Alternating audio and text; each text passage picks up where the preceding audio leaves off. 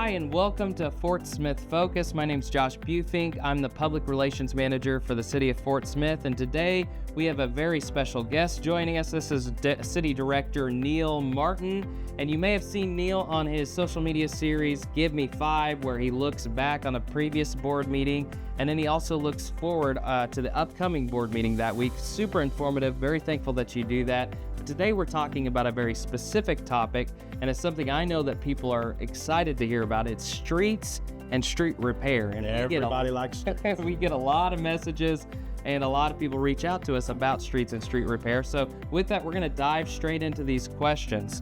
How would I go about reporting a problem like a pothole or a street that needs to be repaired? How do I report that? Probably the best way would be to go to fortsmithar.gov/report.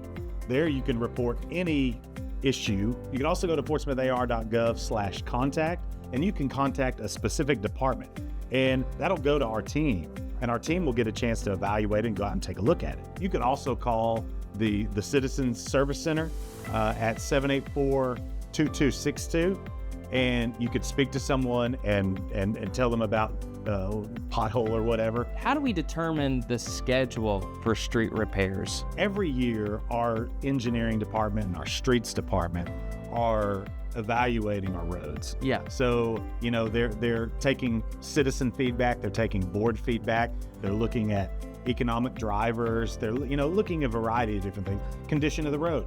And so what they will do is they'll put together a list of roads that need resurfacing or some kind of work done. That will come to the board. So every year towards the end of the year, as teams as departments are putting together their capital improvement plan, for our engineering department, it always includes miles of street. Right. In 2024, about $15 million worth of street resurfacing. Yeah. And so they're going to take all these factors in, and they're going to then develop that list, and then we approve it. And then they probably have a list of streets that need to be resurfaced in 25 and 26, just based on, all those metrics. So there's a lot of different things that they're taking into account. They're really trying to do it in a data-driven fashion. Right. So that we're resurfacing the streets that need to be resurfaced and hopefully reducing potholes and those types of things. What are some upcoming projects that you're excited about that are going to be happening? I'm really excited about Phoenix Avenue being resurfaced from Old Greenwood Road to Towson. Oh, nice. I'm really excited about that. There are projects widening Mazard Road down to I-49. That's something that's going to help with all the growth that's happening in Chapman Crossing. Just a number of different projects that are happening around the city, not just on the city side, but also on the state side. That's right. And a question that we get a lot is, well, what about Towson? Right. What about some of those Garrison, Rogers? Yeah, why don't those get fixed? Yeah, exactly. Well, that common question we get: Garrison, Rogers, Zero, Midland, Wheeler, Towson, all state highways. Right. So the city does not maintain those. Right. And we get a lot of questions about, when's this going to get maintained? When is they're going to fix this pothole? When they're going to resurface this? And largely that's up to the Arkansas Department of Transportation. One of the things that's really exciting and not a city project, but a state project, is the resurfacing of Towson Avenue. Yes.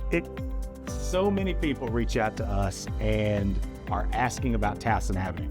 So in 2024, that's actually going to get resurfaced. Yeah. We are excited about that. I'm on Towson almost every day. Same. And I see and understand the frustration, but that's soon to be over. Yes. We're going to have a smooth ride.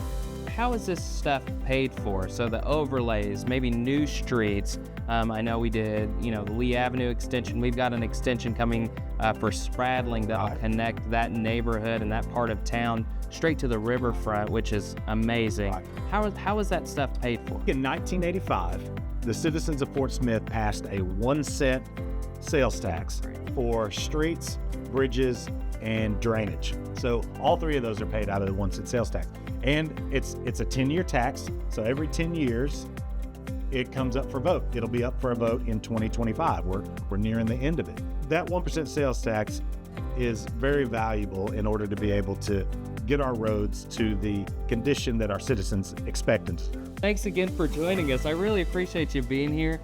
If you want to stay updated on street closures, especially those that are related to street repairs and overlays, you can do that by going to fortsmithar.gov/updates. You can sign up for updates about street closures, but so much more. Public safety alerts. Yeah. Josh, there's so much good information that comes out there.